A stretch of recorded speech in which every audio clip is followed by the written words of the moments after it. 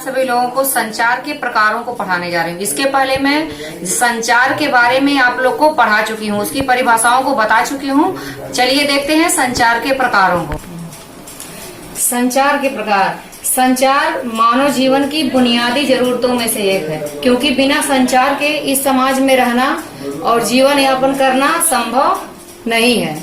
संचार केवल शाब्दिक नहीं होता है, बल्कि उसमें बहुत सारी क्रियाएं शामिल होती हैं। संचार शाब्दिक और अशाब्दिक दोनों हो सकते हैं। संचार प्रक्रिया में संदेश का प्रवाह संचारक से प्रापक तक होता है। इस प्रक्रिया में शामिल लोगों की संख्या के आधार पर संचार के प्रकारों का वर्गीकरण किया जाता है। यानी जिस प्रकार लोग उसमें उपस्थित होंगे, जिस प्रकार लोग संचार में अपनी सहभागिता प्रस्तुत करेंगे, उस प्रकार से संचार का प्रकार भी होगा। क्योंकि मानव एक दो लोगों से एक किस्म तथा किसी समूह समुदाय के साथ अन्य किस्म का व्यवहार करता है। मतलब हम अकेले में या दो लोगों के बीच या कई लोगों के साथ हम एक ही तरह से बातचीत नहीं करते हैं। इस आधार पर संचार प्रक्रिया में शामिल लोगों की संख्या के आधार पर संचार मुख्यतः 4 प्रकार का होता है, जिसमें पहला है अंतःवैयक्तिक संचार, अंतर्वैयक्तिक संचार, समूह संचार और जन संचार। अब हम देखेंगे एक एक करके इनके प्रकारों को। अंतःवैयक्तिक संचार। ये अंतःवैयक्तिक संचार क्या होता है? अंतःवैयक्तिक संचार वह होता है जो व्यक्ति स्वयं से अकेले में करता है। जब व्यक्ति पूजा करता है, चिंतन करता है, मनन करता है, कोई पाठ करता है, योग करता है, साधना करता है, या ईश्वर से कुछ प्रार्थना करता है, या अकेले अपने मन में कोई विचार करता है, गुनगुनाता है, इसमें व्यक्ति अकेले होता है, उसके साथ बातचीत करने वाला कोई दूसरा व्यक्ति नहीं होता है। इसे अंतःवैयक्तिक संचार कहते हैं। अंतः से क्लियर ही हो जा रहा, अंतः यानी आंतरिक, जो संचार हमारे मन के अंदर हो उसे हम अंतःवैयक्तिक संचार कहते हैं। यह एक स्वचालित प्रक्रिया है। यह प्रक्रिया स्वचालित है और यह स्वतः ही चलती रहती है। मानव अपना तथा अन्य का दूसरों का मूल्यांकन करता है। अपने मन में व्यक्ति विचार करता है, अपने बारे में दूसरों के बारे में तुलना करता है, वो करता है और विचार। सामाजिक विज्ञान के अध्ययन की जितनी भी प्रणालियां हैं, उन सभी का आधार अंतःवैयक्तिक संचार है। इसमें अभ्यांतर, स्वगत, अंतरावैयक्तिक संचार भी कहते हैं, यानी इसके अन्य नाम भी है। इसे अभ्यांतर, स्वगत, स्व मीन्स खुद का, स्वगत या अंतरा, अंतरा यानी आंतरिक वैयक्तिक संचार भी कहते हैं। अब इसकी कुछ विशेषताएं हैं जो हम देखेंगे। इससे मानव स्वयं को संचालित करता है तथा अपने जीवन की योजनाओं को तैयार करता है। मानव सुख दुख का एहसास करता है, अपने जीवन के लिए उपयोगी तथा आवश्यक आयामों का आविष्कार करता है, दिल और दिमाग पर नियंत्रण रखता है और फीडबैक व्यक्त करता है। यह था अंतःवैयक्तिक संचार। अब हम इसका दूसरा प्रकार देखेंगे, अंतर्वैयक्तिक संचार। अंतर्वैयक्तिक संचार यह ऐसा संचार है जो आमने सामने होता है, यानी यह दो व्यक्तियों के बीच होता है। अंतःवैयक्तिक संचार अकेले होता है, स्वयं के बीच होता है, और अंतर्वैयक्तिक संचार यह दो व्यक्तियों के बीच होता है। अंतर्वैयक्तिक से तात्पर्य दो व्यक्तियों के बीच विचारों, भावनाओं और जानकारियों के आदान प्रदान से। अंतर्वैयक्तिक संचार एक ऐसी प्रक्रिया है जो दो व्यक्तियों के बातचीत में, दो व्यक्तियों के बीच होने वाली बातचीत को उसके परिणाम तक पहुंचाती है। इसमें फीडबैक तुरंत मिलता है। क्यों तुरंत मिलता है फीडबैक? क्योंकि व्यक्ति इसमें सामने रहता है। संचारक जैसे ही किसी विषय पर अपनी बात कहना शुरू करता है, वैसे ही फीडबैक मिलने लगता है।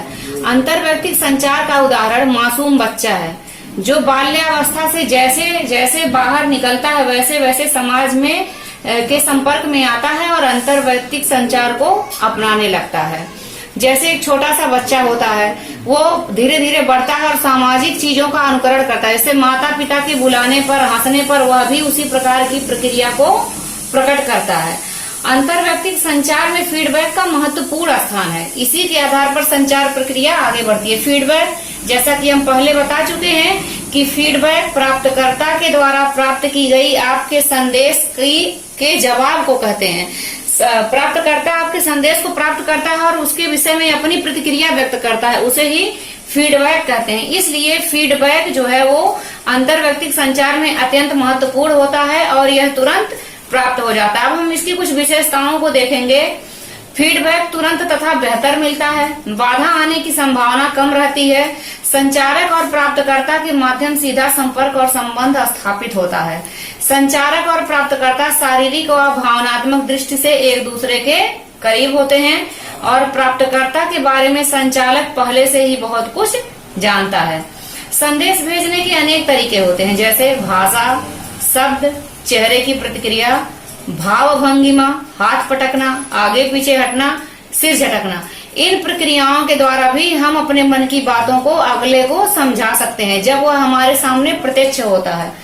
अगर वह हमारे सामने प्रत्यक्ष नहीं रहेगा तो वह हमारा सिर झटकना, हाथ पटकना या गुस्से में देखना, इन सारी चीजों को वह समझ नहीं सकता है। अब आगे हम देखेंगे समूह संचार को। अब आगे हम देखेंगे समूह संचार। यह अंतर्व्यक्तिक संचार का विस्तार है जिसमें संबंधों की जटिलता होती है। समूह संचार की प्रक्रिया को समझने के लिए समूह के बारे में जानना आवश्यक है। अब इसमें कहा गया है कि संबंधों की जटिलता होती है। आखिर संबंधों की जटिलता क्यों होती है? क्योंकि इसमें व्यक्ति व्यक्तिगत बातचीत नहीं कर पाता है, व्यक्तिगत फीडबैक नहीं मिल पाता है, इसलिए इसमें थोड़ी जटिलता होती है। क्योंकि अपनी आवश्यकताओं की पूर्ति के लिए व्यक्ति नए समूहों का निर्माण करता है।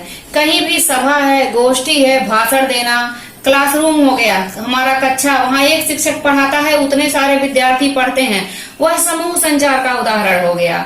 यानी जब दो या दो से अधिक व्यक्तियों के बीच आपस में बातचीत होती है तो उसे समूह संचार कहते हैं। प्रधानमंत्री का संबोधन हो गया, विद्यालय परिसर में असेंबली हो गई, ये सब समूह संचार के उदाहरण हैं। कुछ विद्वानों ने समूह संचार की परिभाषाएं भी अपने हिसाब से दी हैं। यहाँ मैकाइवर एंड पेज ने कहा है कि समूह से तात्पर्य व्यक्तियों के किसी ऐसे संग्रह से है। समूह से तात्पर्य व्यक्तियों के किसी ऐसे संग्रह से है जो एक दूसरे के साथ सामाजिक संबंध स्थापित करते हैं। जब व्यक्तियों का एक समूह होता है, एक संग्रह होता है, तो उसमें सामाजिक कार्य व्यवहार के अनुसार समूह को हित समूह और दबाव समूह में बांटा गया है। जब समूह अपने उद्देश्यों की पूर्ति के लिए कार्य करता है तो उसे हित समूह कहते हैं, और अगर वह उद्देश्यों की पूर्ति के लिए कार्य नहीं करता है तो उसे परिवर्तित कहते हैं। समूह संचार अंतर्व्यक्तिक और व्यक्तिक के कई गुण आपस में मिले हुए हैं। समूह संचार कितना बेहतर होगा, फीडबैक कितना अधिक मिलेगा, यह समूह के प्रधान और उसके सदस्यों के परस्पर संबंधों पर निर्भर करता है। प्राप्तकर्ता पर संदेश का सकारात्मक या नकारात्मक प्रभाव उत्पन्न होता है जिसे फीडबैक के रूप में संचारक ग्रहण करता है। इसे हम समूह संचार कहते हैं। अब यहाँ हम समूह संचार की कुछ विशेषताओं को देखेंगे। प्रापकों की संख्या निश्चित होती है, सभी अपनी इच्छा व सामर्थ्य के अनुसार सहयोग करते हैं, सदस्यों के बीच समान रूप से विचारों भावनाओं का आदान प्रदान होता है, संचारक और प्रापक के बीच निकटता होती है, विचार विमर्श के माध्यम से समस्याओं का समाधान किया जाता है, फीडबैक समय समय पर सदस्यों से प्राप्त होता है और समस्या के मूल उद्देश्यों को उसके अनुरूप संदेश संप्रेषित किया जाता है। अब हम आगे देखेंगे इसके अगले और अंतिम प्रकार को जनसंचार। जनसंचार को इंग्लिश में मास कम्युनिकेशन कहते हैं। इसका नेटवर्क बहुत बड़ा है, यह एक बहुत बड़ा जाल है। वर्तमान समय में हम जनसंचार से ही जुड़े हैं। प्रत्येक व्यक्ति अपने कार्यों को जनसंचार से ही करता है। जनसंचार के अनेक माध्यम हैं, telephone, mobile phone, internet, web page आदि, ये सारी चीजें जनसंचार के माध्यम है। हम जनसंचार के बारे में कुछ जान लेते हैं। जनसंचार को अंग्रेजी भाषा में मास कम्युनिकेशन कहते हैं, जिसका अभिप्राय है बिखरी हुई जनता तक संचार माध्यमों की मदद से सूचना को पहुंचाना। बिखरी हुई जनता यानी जो लोग दूर दूर हैं, बहुत दूर हैं, एक दूसरे से प्रत्यक्ष रूप से बातचीत नहीं कर पाते हैं, इनका माध्यम है समाचार पत्र, television, radio, cinema, cable, internet, web portals इत्यादि आधुनिक जनसंचार माध्यम है। जनसंचार का अर्थ है विशाल जन समूह के साथ संचार करने से। दूसरे शब्दों में जनसंचार वह प्रक्रिया है जिसके द्वारा बहुल रूप में प्रस्तुत किए गए संदेशों को जन माध्यम के जरिए एक दूसरे से अनजान तथा विषम जातीय समूह तक प्रेषित किया जाता है। जनसंचार माध्यमों की निम्नलिखित परिभाषाएं बहुत सारे वैज्ञानिकों ने दी हैं, जिसमें हम एक आध परिभाषा देखेंगे। कोई भी संचार जो लोगों के महत्वपूर्ण रूप से व्यापक समूह तक पहुंचता हो उसे जनसंचार कहते हैं। यानी ऐसा संचार जिसमें एक ही संदेश से एक साथ पूरे ना कि देश में बल्कि विश्व के भी बहुत सारे लोग प्रभावित हों। जैसे इंटरनेट हो गया, सोशल मीडिया हो गया, जिसके द्वारा सिर्फ एक ही संदेश का अलग अलग व्यक्तियों पर अलग अलग प्रभाव पड़ता है। कोई भी संदेश जरूरी नहीं है वो सबके लिए सकारात्मक हो। एक ही संदेश का प्रभाव किसी के लिए सकारात्मक होगा, किसी के लिए नकारात्मक होगा।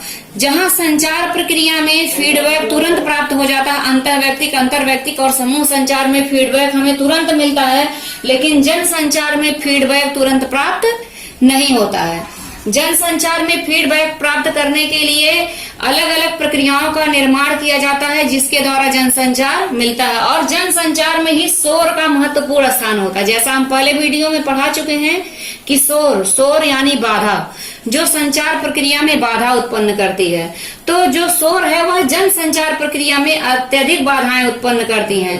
अब प्रमुख माध्यमों को हम यहाँ देख चुके हैं, समाचार पत्र, television, radio, cinema, cable, internet. अब इंटरनेट से सिर्फ कभी एक ही व्यक्ति प्रभावित नहीं होता है, इससे पूरे देश, पूरे दुनिया, वेब पोर्टल, यह एक वैश्विक जाल है जिससे कि पूरा विश्व जुड़ा हुआ है, पूरा विश्व बधा हुआ है। और इसी संचार से वर्तमान समय में हम लोग इन्हीं संचार से अपने जीवन को सुलभ बना रहे हैं।